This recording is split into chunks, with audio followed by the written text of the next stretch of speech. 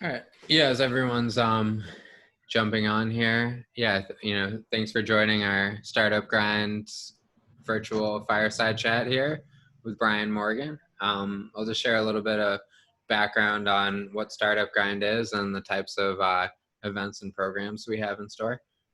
So basically, Startup Grind started out 10 years ago as a meetup group out in Silicon Valley. The founder, Derek Anderson, was running his own company and, you know, basically was looking to learn from other founders, other business experts that have done or, built businesses of their own and learn from what they've done right, what they've done wrong, and, apply it to his own company and help other startup founders learn from them as well and apply it to their own ventures. And the idea really caught on. So it expanded from just that one like localized meetup group out to now there's 500 different chapters in cities and universities around the world that are all hosting similar like fireside chat and panel events pretty much monthly. And we've been doing a couple events every month here now as well.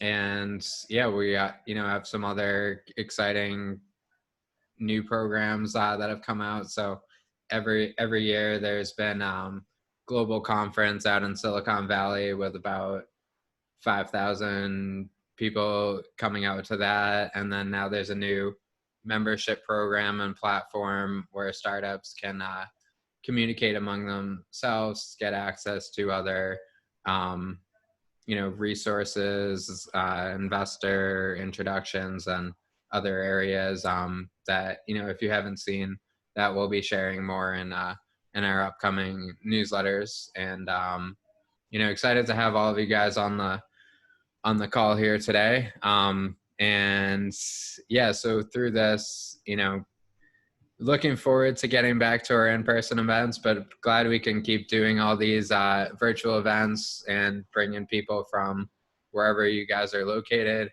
And yeah, so we have this chat today. We have another virtual event, our summer party with we're interviewing an alcohol, a canned wine startup founder about 2 weeks. Then we'll be sending out some other events we have coming up as well. But yeah, Brian, would love to have you give an introduction to the group, and basically we're going to go through fireside chat format, keep it conversational, and we have a chat box. If any of you guys have questions throughout, we can build them into the conversation.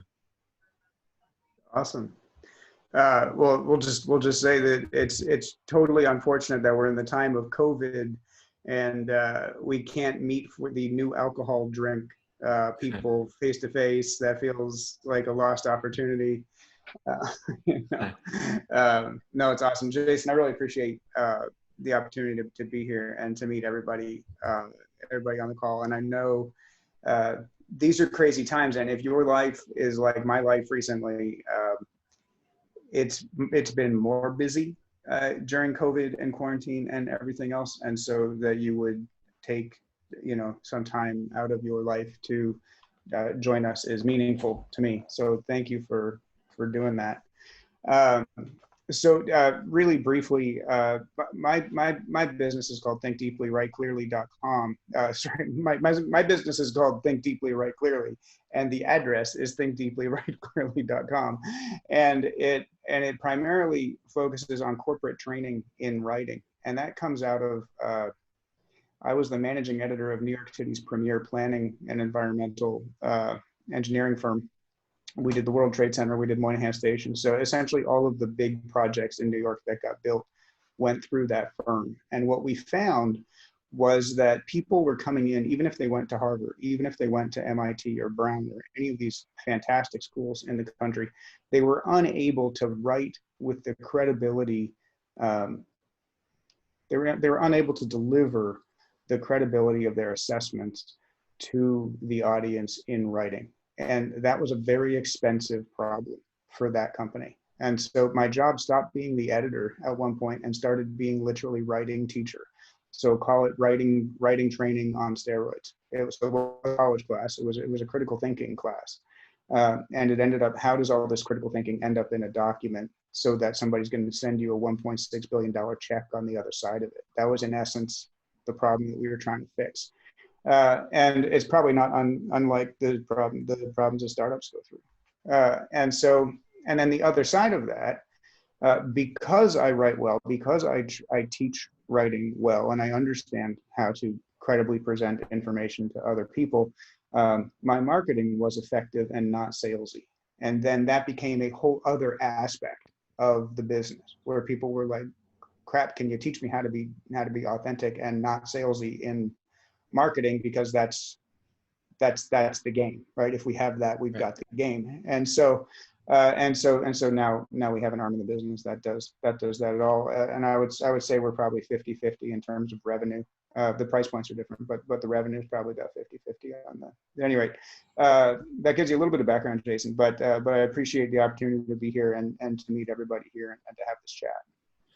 Yeah, no, excited to chat with you. And so, as you saw this problem in the early works you guys were doing, like, what were some of the biggest problems you saw companies were facing in terms of their writing and their marketing that led you to come out with this new company here?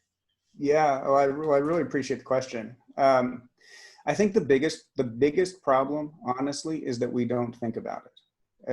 And so what we forget is that at the end of the day, we're in the business of language. Everybody is in the business of language. And so at the end of the day, all the assessments that we make and if you're in the life sciences and you do a lot of research and all that stuff, like that stuff is amazing and it can be tremendously valuable. But if you can't make that clear to an investor, to a city government, to somebody who's going to spend money in order to build your business or build your building or build your project or whatever it is, if you can't make that clear to them, then the fact that you have a great product doesn't make any difference because you can't get it to market. And so it was a very expensive problem, and nobody knew how to talk about it because we all think, I think incorrectly, that writing is easy. And if you don't mind me breaking that down for a second, this is how I break that down. What we say is, well, I've been studying writing since I was in the 4th grade. And so I know how to do it right now. And it's true, right? If you went to Harvard, you know how to put a sentence together. Of course, right? Of course, we're not teaching people how to capitalize letters, right? So of course, but writing at its base is curation of information. And we forget that. And so all of a sudden it becomes, right? So if you really think about what every conversation is, including this one, it's the world was spinning for 5 billion years. The earth was spinning for 5 billion years before we started this conversation. I'm 46 years old, right? And so I've only got 46 years of experience in something that's been spinning for 5 billion, and the Big Bang was a good, 8-9 billion before that. So I'm way out of context to everything. And so are you. And so is everybody on the call. And so what's the basis for any conversation that we have? Hey, I've got 46 years of experience. This is how I'm assessing it. How are you doing? Right? How's your life? How's your life 5 billion years out of experience, right? And so all of a sudden what we're doing is we're curating our experiences and presenting them in a clear and credible way. Now, this is the human being's #1 superpower, right? This is why we are on this and not like reptiles, right? Like why we are human beings and not reptiles on this Zoom call is because we can do this, and because we can curate vast amounts of information down into credible statements that we all say, yeah, that seems about right. Let's do that. That allows us to team together and be fantastic. But except we don't teach that in schools. In schools, we say you can write well if you know where the capital letters go, which is bullshit. That's got nothing to do with whether or not you're writing well or not writing well. And so what's that curation process? We never talk about that. what's the right, how do we make something credible against an expected critical response? We never talk about that. And so by not talking about that, we don't have systems for it. And because businesses don't have systems for it, they blow a lot of time and a lot of money, and the marketing gets shitty and salesy and et cetera, et cetera, et cetera. And so there's a whole string of things that happen because we're not good at having this conversation. So what happens when, or say, a business comes to you, or, what's a typical scenario, like a business, or you gave, like a business comes to you and says, we're having a problem getting our ideas across either to customers or investors or internally to our own employees. What's the first step in the process of like helping them get better at their presentations? It's a good question. So the first thing we have to realize is that I'll make this really clear here in 10 seconds. So the number one driver of the language that we use is going to be is going to be who's hearing it, right? And so if we went to the New York Times today, right, and we picked up the first sentence, it might say something like COVID cases hit 150,000 or something, right? So there's going to be some piece of information, but what's really behind that are a whole bunch of assumptions that we never talk about, right? So if the first sentence is COVID cases hit, well, it's assuming that the person who's reading the New York Times knows what COVID is. And if the first sentence is Trump administration, well, it's assuming that when you say the Trump administration, you're referring to that people understand that that's the federal government of the United States, right? And we make these assumptions really easily in some cases. This is going to blow your mind here for a second. I don't know if you guys can see this. Okay, so this is my coffee cup, right? This right here is my coffee cup. And so, but if I asked you all, don't do this because that'll kill our time together. But if I asked you all to go to your kitchens right now and come back with a coffee cup, you'd come back with something that looks like that, but it wouldn't be that one, right? But so we can communicate because our language is referring to something. But what do we mean when we say coffee cup? You're not thinking about this mug, right? I'm thinking about this mug, but you're thinking about maybe it's brown but it is cylindrical and it has a handle on it and so language is all of a sudden referring to something which I see something and you see something else, but we agree on some basic parameters where we can communicate. We forget that that's what's happening. Language by its definition is abstract. When I say coffee cup, a physical coffee cup doesn't spring out of my mouth. Right. So literally it is referring to something else. And we forget that language is always referring to something else. And so once we accept that language is referring to something else, we begin to be able to say, well, why is it that nobody understands my business? And I would say the number one problem in most businesses is they are great businesses. They are really well assessed, but they're terrible about talking about it. They're terrible about languaging that business into the market. And so it becomes this question of how come no one understands that when I say coffee cup, they don't see it on their side, right?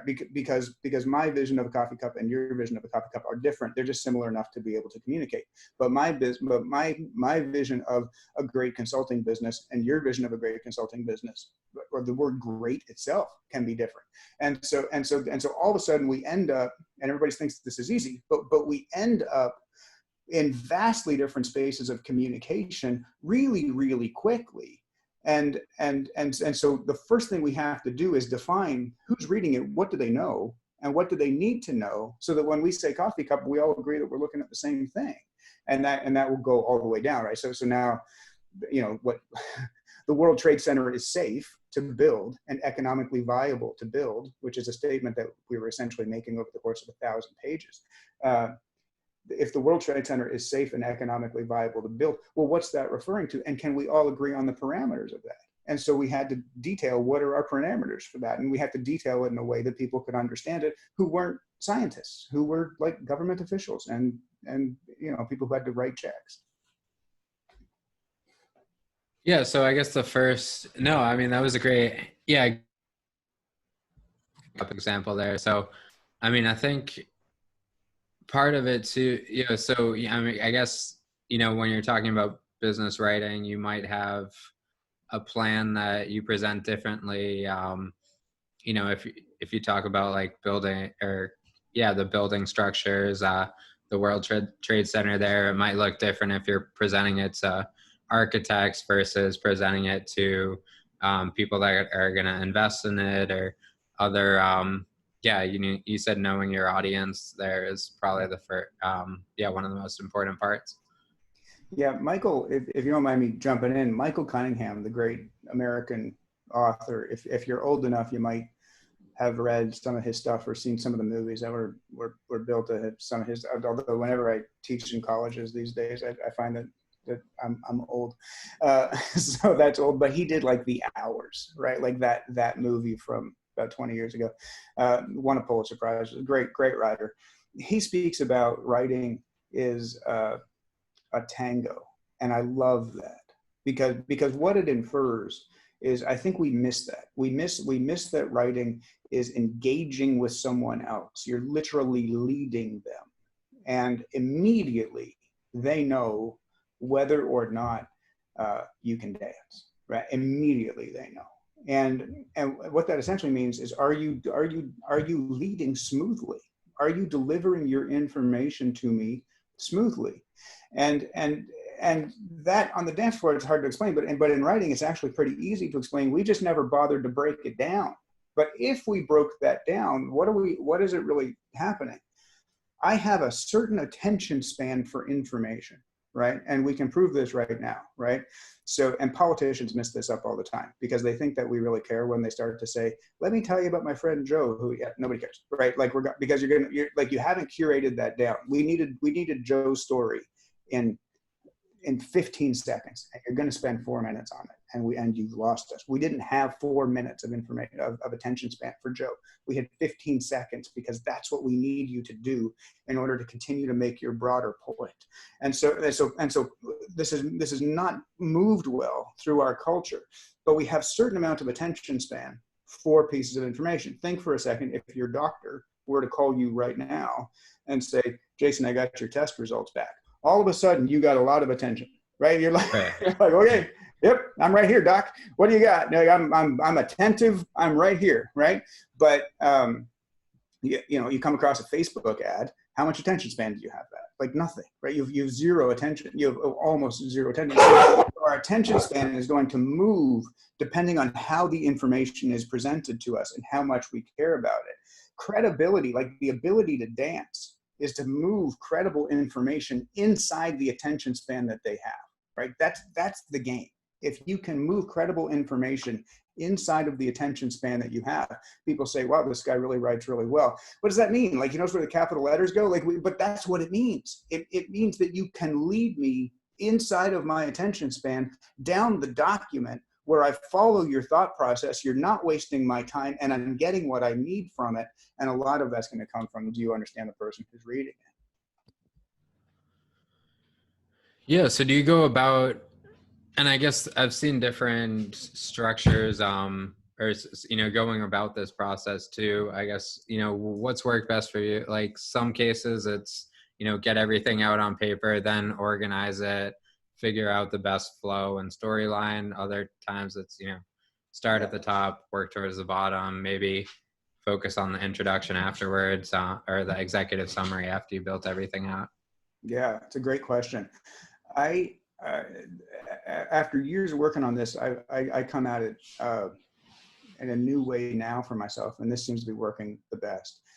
I have fully accepted that I can't write something top to bottom because in all likelihood, I am not structuring it the way that I would eventually want to structure it when I start. And so, but it's a dance, right? So you have to start somewhere. And so this is the thing that I have found to be most effective if there's time. So if something is due on Friday and on Monday, then what I would do is Monday and Tuesday, spend 15, 20 minutes a day, that's it, just taking bullet notes on it.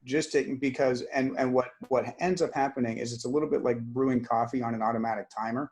Like it just starts moving in the background. Those bullet points get things going. And then it's midnight and you got your, notebook next to your bed and you go, oh, I got to write that down too. I got to get that done. I got to get there, and literally write down, but just bullet points. And because the minute we say, and this is, I think, one of the biggest problems that we have in business, is that somebody says, well, that's only going to be 500 words. That should take you a couple hours. Can you have that back to me by 3 o'clock? Well, yeah, you can deliver 300 words. You can deliver 500 words in a couple of hours, but they're not necessarily the most concise, most precise, or most deeply thought out 500 words in a couple of hours. So how do we get that to be the most precise, concise, and deeply thought out 500 words? That's going to be a process of allowing that to brew and saying, well, you know what? I don't really think that's it. I don't really think it's just that it's safe and effective. I think I have to make it clear that like this point here is the one that's going to carry the most amount of language. That is going to carry the most amount of credibility of that statement. I got to get that in, but that might not come to you in the first 3 hours. That might be 24 hours later. You got to give that time to get in there. Yeah, no, that's a great point. And yeah, even thinking about, I mean, on the smallest scale there, like, it's even been hard. You can come up with the perfect Facebook, LinkedIn post, and then you try to narrow it down for Twitter and, get 250 characters or whatever they allow. Yeah. So how do you, go about that messaging and making sure like you're pretty clear right away on whatever you want to deliver? So in terms of that curation process, if people take nothing else from this, if you did a first draft, right? So let's say you were writing a LinkedIn post, which is hopefully you're all writing LinkedIn posts. And so if you're writing a LinkedIn post, that's going to be about 210 words, right? And your first draft of that, my first drafts are often 300, 400 words. So here's what I would literally do. And this is so interesting. Once you start doing this, this will bother you from now on when you realize that people don't do this.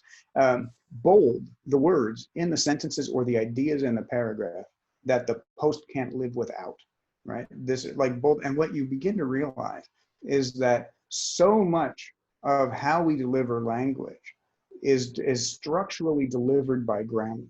And so, and this is going to blow you up a little bit, but 50%, if you're fantastic, I mean, if you're Shakespeare, 50%, if you want to call it like the ideas are the brick and the grammar is the mortar around the brick, the relationship between brick and mortar is 50-50 if you're Shakespeare. I mean, if you're a tremendous observer and you're a tremendous curator of information, it's 50-50. Most people, it's around 30%, right? There's 70% grammar in there. There's 70% sort of extra words that aren't carrying a lot. And then we get up, so certain politicians are like 15%, right? Like it gets really light really quickly. It gets really light really quickly in terms of the quality of information that's being delivered to the amount for the amount of language that's being presented.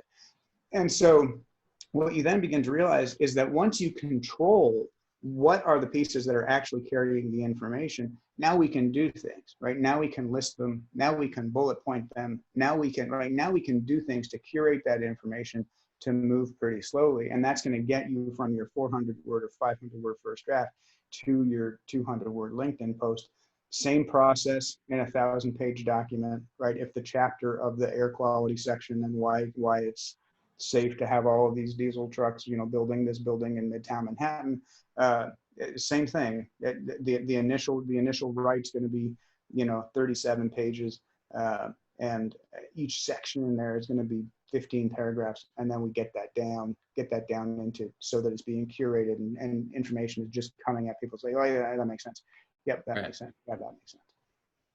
Yeah, we had just a comment from Roy in the chat. He was quoting, or the Mark Twain quote that, paraphrasing, please excuse the length of this piece. It would have been shorter if I had more time. So yeah, I mean, on that, like, sounds like your process is start out bigger and then pull out, figure out the most important pieces that can help narrow it down from there, and then, start with everything you need and then shorten it afterwards.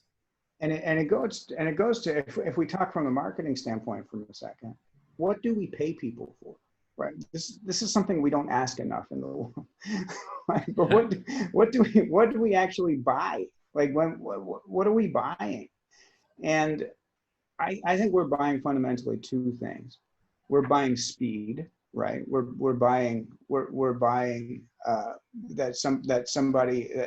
is going to do this more quickly, right? So we would much prefer, say, a dentist who to pay $500 an hour for a dentist who is a fantastic dentist and gets it done in 1 hour, than $100 an hour for a dentist to spend 5 hours messing around inside your mouth, right? We pay for curation. We don't mind paying more Right. for curation. So we pay somebody for the ability to curate information down to its most necessary part, also in language. And the language is the thing that's going to express the thought process, right? And so it's going to be the language that, so whatever the thought process of the business is, or the thought process, people are going to say, is that a credible or not credible thing? Well, being able to transparently show the thought process, the long division of why your approach to the business works, and why you will be able to get somebody from A to B because of your credible approach. That's a superpower, right? Most people are trying to kick the pain point, and you've already built the relationship. By the time they call you, they're sold, right? They're listen, Jason, Right. I've seen your stuff. I know how good you are at this. I really appreciate that you've made it really clear. Just can you tell me about your prices and what happens from that? Like, that is a real conversation that people have. I have, and probably, a lot of people who go about it this way have pretty often. That's pretty much what the first phone call is. It's somebody who says, look, we already know a lot about how you approach this. We think it's really credible. Can you just tell us about prices and what goes forward from here? People buy the curation of credibility. Like, that's ultimately what they're buying, but we never really speak about it that way. Right. And yeah, and I think it's interesting. Like, it sort of has to be balanced too. Like, you don't want, or you need to have enough content for credibility, but also you need to tell people what your actual service and product is, and not just that you're like a resource for blog posts. Like, I mean, they need to have that content to establish you as a credible authority, but they also need to know like what they should be calling you, to purchase or buy from you. So Yeah. I guess, yeah, what's your process of striking a balance on where you write and market yourself, and how you go about thinking about that process? Sure. Well, you do have to place yourself in the market, right? So you have to pretty cleanly say what you do. But we also have to recognize that the minute we say what we do, people are going to start to question whether or not we're good at it. And so, right. And so the ability, and so literally there becomes a question of, when do you say what you do? Like, what is the point at which it's going to be most effective, right? And Brent Convitic, I don't know if you guys know him, but Brent Convitic wrote a book called The 3-Minute Rule, which probably everybody in your space. Do you know that book, Jason? Does that? I've heard of it. Yeah, I haven't read it yet, but Okay. So for everyone in your space, this is, I would say, almost required reading, right? So this is, and what Brent does, he's an ex-Hollywood producer. He did The Biggest Loser. He did like Extreme Weight Loss. He did like, and what he realized was that you can follow somebody's thought process to get them to a yes with a very simple method, with a very sort of simple method, and it can be done inside 3 minutes. So you can get a yes inside 3 minutes. And he talks about the biggest show he ever did, Extreme Weight Loss, et cetera, et cetera. The guy told him that he had 5 minutes And then they're going to kick Brandt out the door. And he said, that's fine. And he took 3 minutes, and he got the phone call later that day, and they ordered 10 episodes. So right, it's crazy, right? And so, but what is that method? Like, how do people hear the information of how a business is pitched, right? And so I would totally look into that book, but we can talk about it briefly here. They do need to know what, right? He calls it the WHAC method. They do need to know what.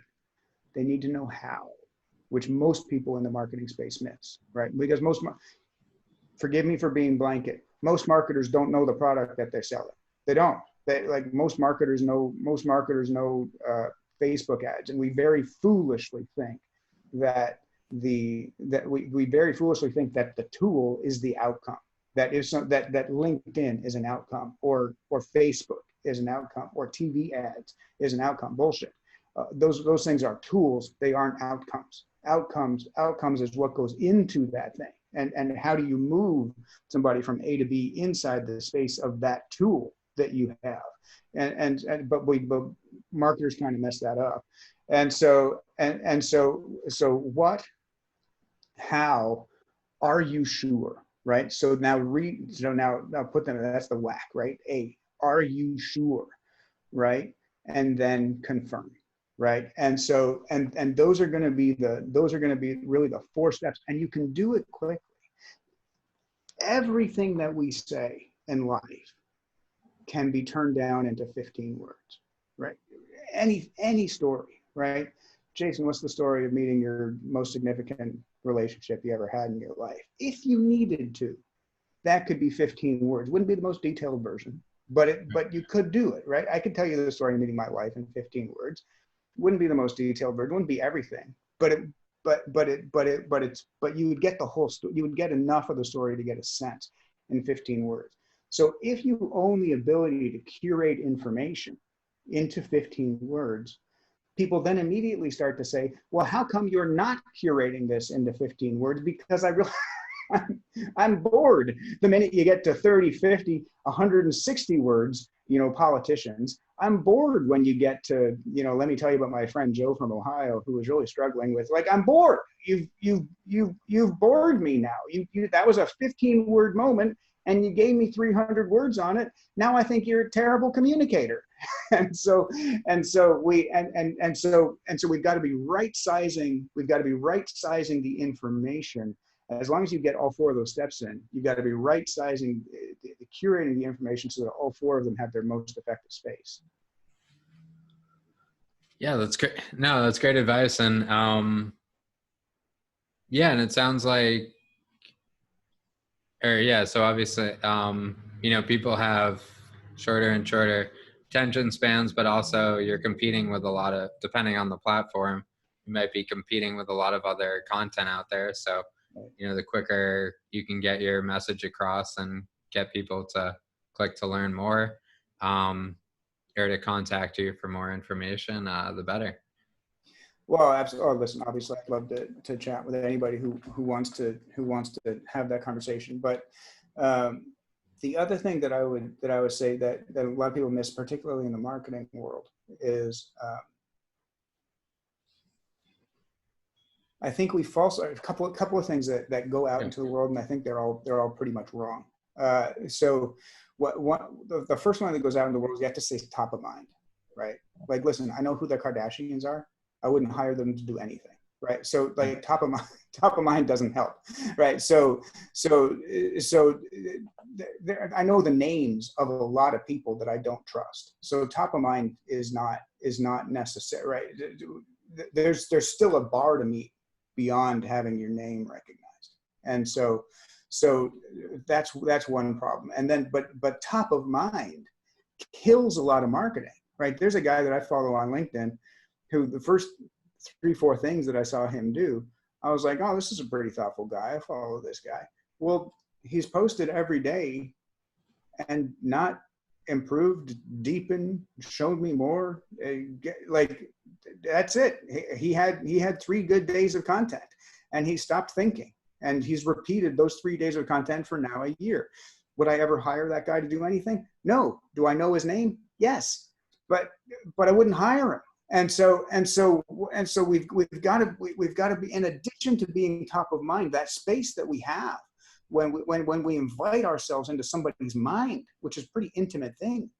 We invite ourselves into somebody's mind. What are we doing with that space? Are we actually informing them? Are we actually helping them? Are we actually showing the credibility of our service? Are we actually using that space well? Or are we just saying, I want to stay top of mind of you because that reads, right? And so that's one. The other thing that is probably the worst idea that's going around the marketing world right now is this pain point marketing. We do have to solve problems, but the credibility is going to be on the solving, not the pain.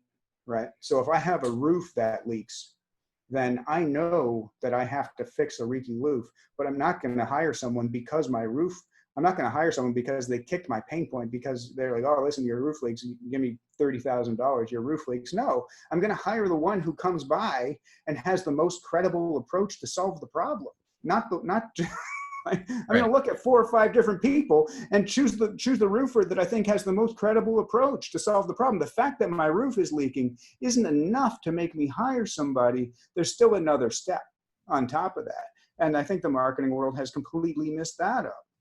And the other side is, even if you use pain point marketing to get somebody on your email list, even if you're using that marketing to do that, you've got to be cultivating them. And if you're only cultivating them with pain and sales pitches, you're not actually cultivating an authentic relationship, which is building the credibility of your service, which is showing someone that your approach works, which is why they always hire you when you're the roofer. And so I think all of those misses have lived in that marketing world for forever, and it's a mess out there. And I would just sort of say to the people, and if you want to, have me advise you on this, of course, I would be happy to do that. But I just think that the world needs that conversation, right? Like we as a community need this conversation. We fundamentally misunderstand why people buy, and to sell a product is a much more authentic and credibility-based experience than most people approach the selling of a product as. And the minute we get there,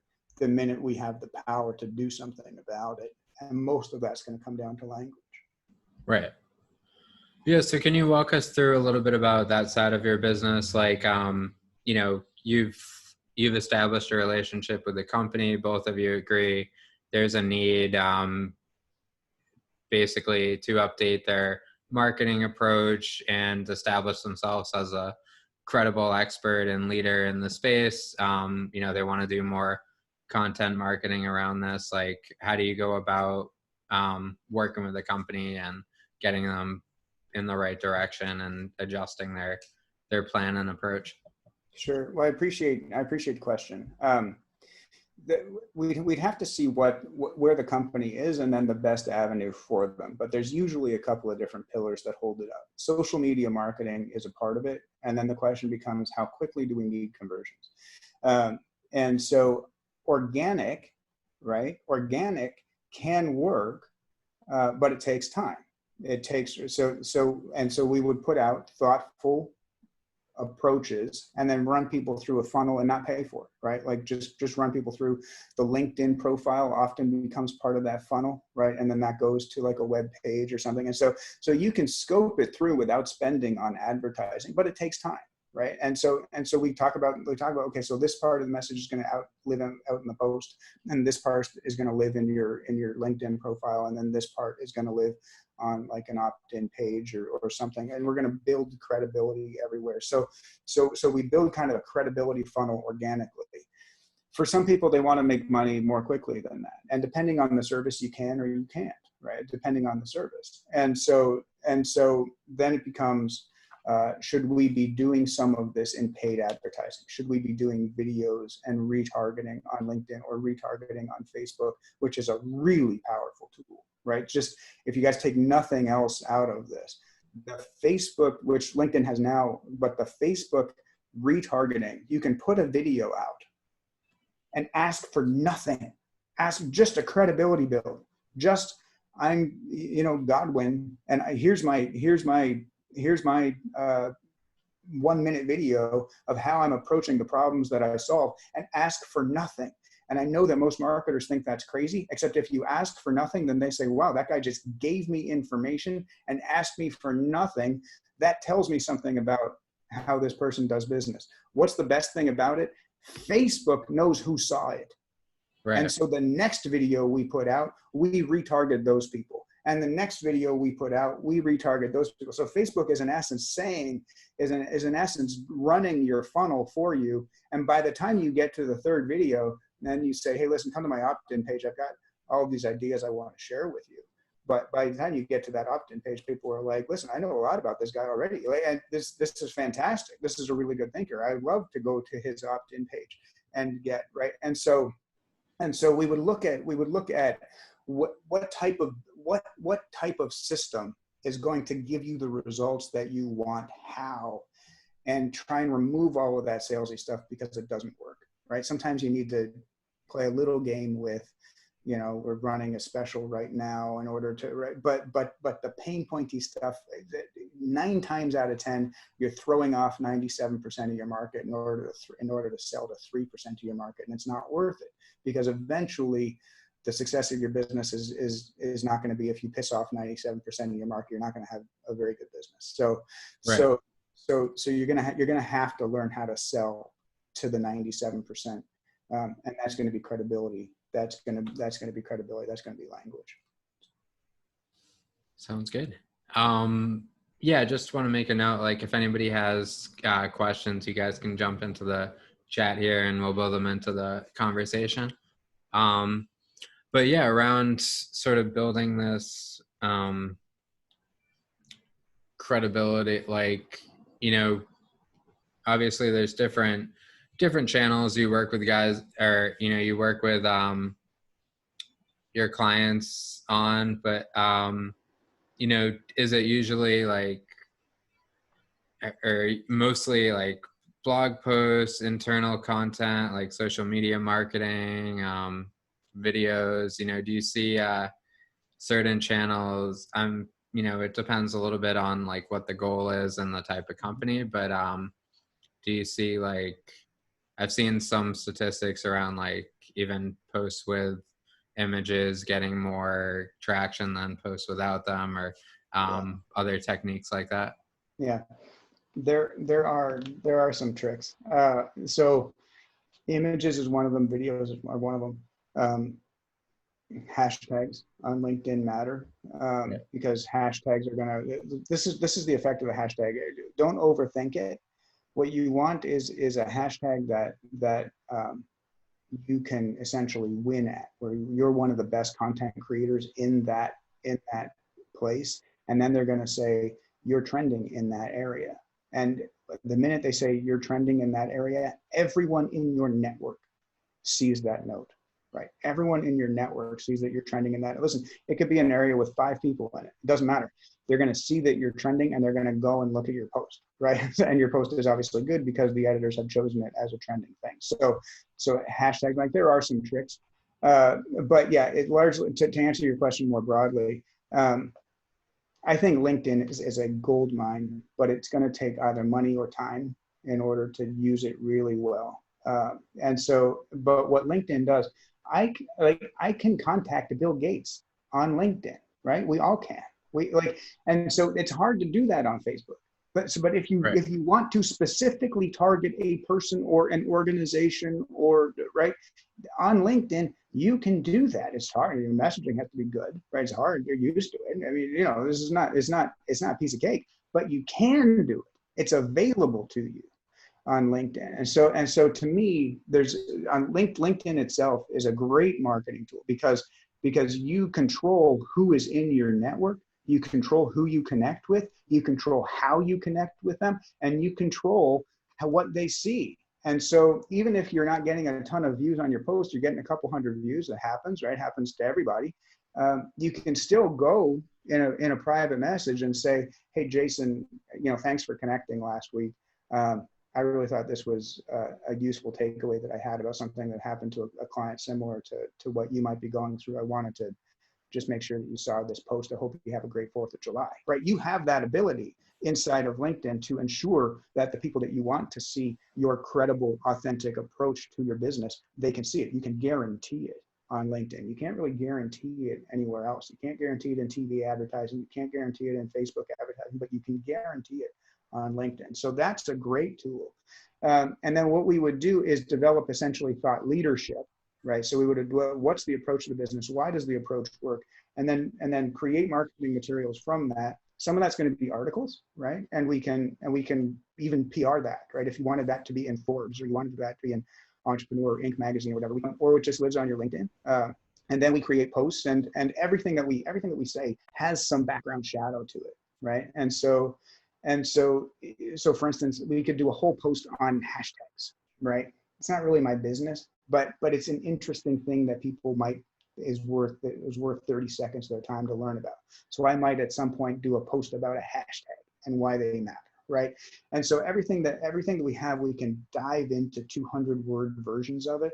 And then over the course of, say, months, every time somebody comes across, Henry's or Caroline's or whoever it is, every time somebody comes across their post, they're saying, everything I see from this person is really smart. This approach is really good. Everything that I see from this person is really wise. If you want to speed up that process, we pay for it in terms of advertising, but the process just works. It's just, right, so much pain point marketing stuff does not work, largely because marketers don't understand the products that they're selling. But if you are writing or you're having somebody help you write your material and get it out there authentically, and you are the best in your business makes sense, it helps people do that, and the world can see that, it will work. I don't know when, right? If we pay for it, it'll work faster than if we don't, but it will work. That's the buyers, that's how people buy, right? So I can guarantee it will work eventually. Yeah, no, that makes sense. So, I mean, if I'm looking for writing services and, I come across your website, I'm probably going to look up you on LinkedIn and, see the articles and resources you posted, and, that you're, established as an expert in this field. Yeah, I mean, how important do you think, we talked a lot about like creating your own content. How important is it like interacting with other people's content, or like liking, sharing, commenting on other people's content on these channels? Okay. Brian's personal bias. So, right, so fair warning. Yeah. Brian's personal bias. Okay. I think it's nonsense. I think so. Here's what I really mean is that, forgive me for getting in the weeds, guys. I apologize for this. LinkedIn has something called the SSI, the Social Selling Indicator, and people care way too much about it, like way too much. And one of the things that it talks about is, do you go to other people and comment on their posts, and do you do this thing, and then your SSI will go up. Okay, so here's the problem. There's not that much good content on LinkedIn, right? That's why my clients do well, because they are one of the 1% that produce good content. But 99% of stuff is boring, it's cliche, it's nonsense, it's useless, it's fodder, it's ridiculous. And so 99% of the stuff sucks. But LinkedIn is going to reward you in the SSI, and I know like Gary Vee says this, you go talk to 2 people a day. Okay, so it's going to reward you for going and commenting on somebody's probably pretty shitty post.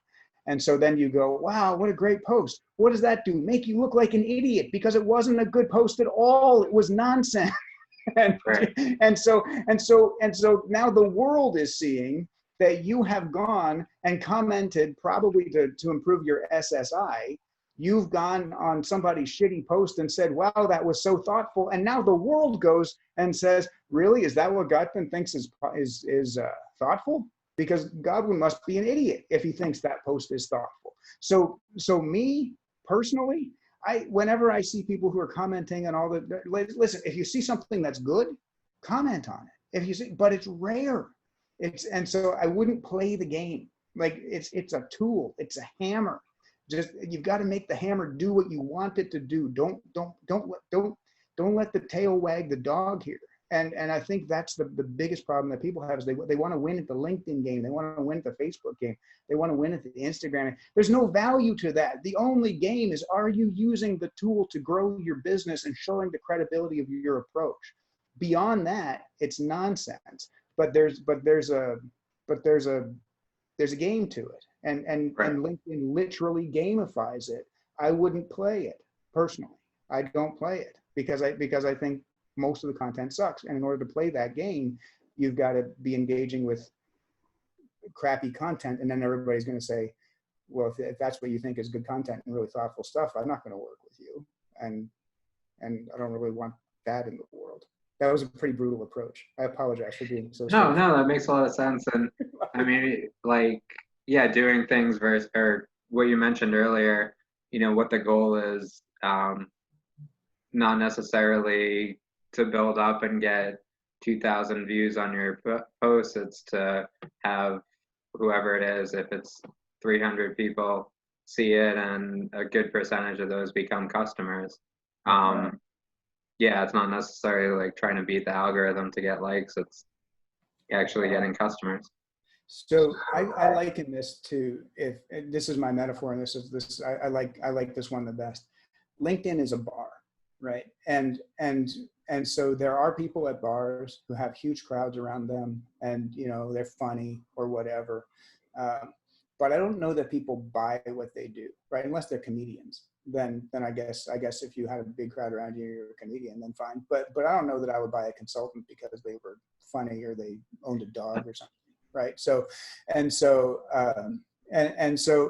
you can get a big following, but are you making a connection at a place where somebody's actually buying and you're making an impression with your intelligence and your approach? That to me is the question. So I think of LinkedIn like, I got a glass of scotch and I got 4 empty seats at the table. Come on down, Jason. Like, sit down and talk. Like, let's have a conversation. And here's the difference. If you and I chat for an hour over the course of that, we will exchange business cards. We will have a relationship. I will know, right? We will establish a relationship. And then all of a sudden, when you need a service like mine, or when I need a service like yours, I know who to call to because I know you very, very well, and you know me very, very well. And so I don't need 10,000, 20,000, 100,000 people on LinkedIn to create clients from the people that I know, because we have relationship. But if you don't build relationship or credibility inside that relationship, then you've got to play an extraordinary numbers game. And in my opinion, it doesn't even work, right? Because of the Kardashian thing, right? Just like, really. So I mean, I do have a calculation for this. I do know how many, if I get a certain amount of LinkedIn followers, I'll tend to monetize a certain amount of them, right? I do know that for myself, but it's a really tight number. It's probably 25% of them I will monetize, right? And it's a really tight number. But if you were at 30,000, 100,000 people, if you haven't developed that authentically, where people see the quality of your approach, then you're not going to be monetizing anywhere near 25%, or you'd be lucky to monetizing 1% or 0.5% of them. And why are you doing that? Probably more out of luck than strategy. Right.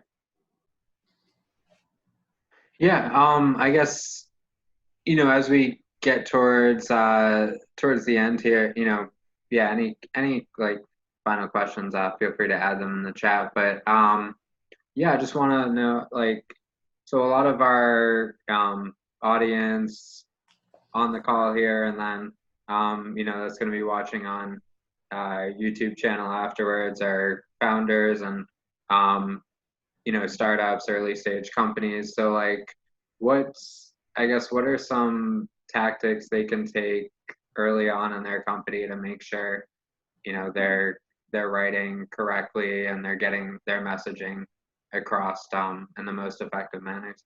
Yeah, it's a good question. The biggest piece of advice I would give to anybody, and it would be across the board.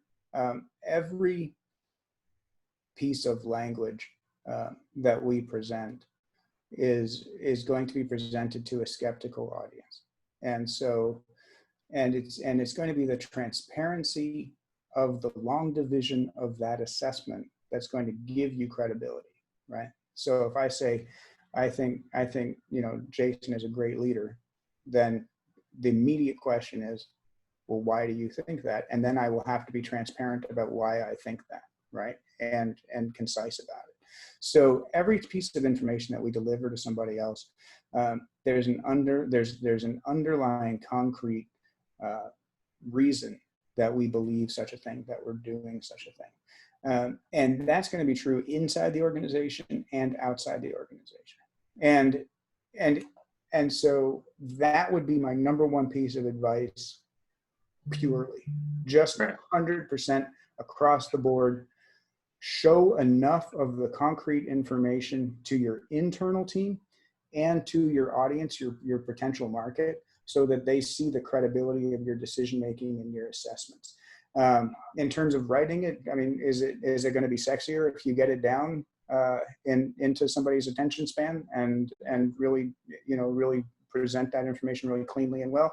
Yes, but most people even struggle with the first part, right? Most people even struggle that that first part is necessary. So that would be my number one sort of takeaway for anybody. Show the transparency of the credibility of your assessments. Be willing to stand by it. We're all ignorant, and then be willing to say, look, you're right. We made that decision at that point, and looking back on it, it was the wrong decision, and so we made a different one. And be willing to say, I'm 13 billion years out of context. You're 13 billion years out of context. We're just doing the best we can here, right? But we're going to be transparent and credible in our communications with you into the market and into the team. No, that was great. And yeah, this has been really helpful, overall. And yeah, I really enjoyed our conversation. I think you did a great job. So the best way, I guess, yeah, if people are interested in learning more, it's best way your website and LinkedIn, or how should people approach? Sure. I don't know if I get to have the emails or whatever, but you're welcome to send my email to everybody here. Sure. But thinkdeeplywriteclearly.com, or I'm connected with Jason on LinkedIn, so that might be just as easy. But I'd be happy to have a conversation with anybody regarding any of this, whether we work together or not. This is a deep passion of mine, and I'm a strong proponent of Startup Grind and what you guys are doing, and so anything I can do to help you, 100% on board with that. Sounds great. Yeah, I appreciate that. And then so in our Startup Grind chapter, just if you're, I think all of you guys should be on there already. If you're not, our local chapter is startupgrind.com/Boston. There's chapters throughout the world with other events, and most of them are going virtual right now. So feel free to join events from other chapters and locations as well. And yeah, you can check out our newsletter for upcoming events and more events, and all of our partners and sponsors on our event page as well. So yeah, thanks again for everyone who hopped on the call here. And check out our two sponsors. Brex is a corporate credit card for startups, some special deals for our chapter, and then ShipQuid is a sales tool that can help you automate a lot of the sales and sales techniques, that also sending some promotions to our chapter members. So yeah, appreciate everyone jumping on, and yeah, thanks Brian for a great talk and presentation here. Awesome. Thank you, Jason. Thank you everybody for spending some time here today. It was great to meet y'all. Great to meet you.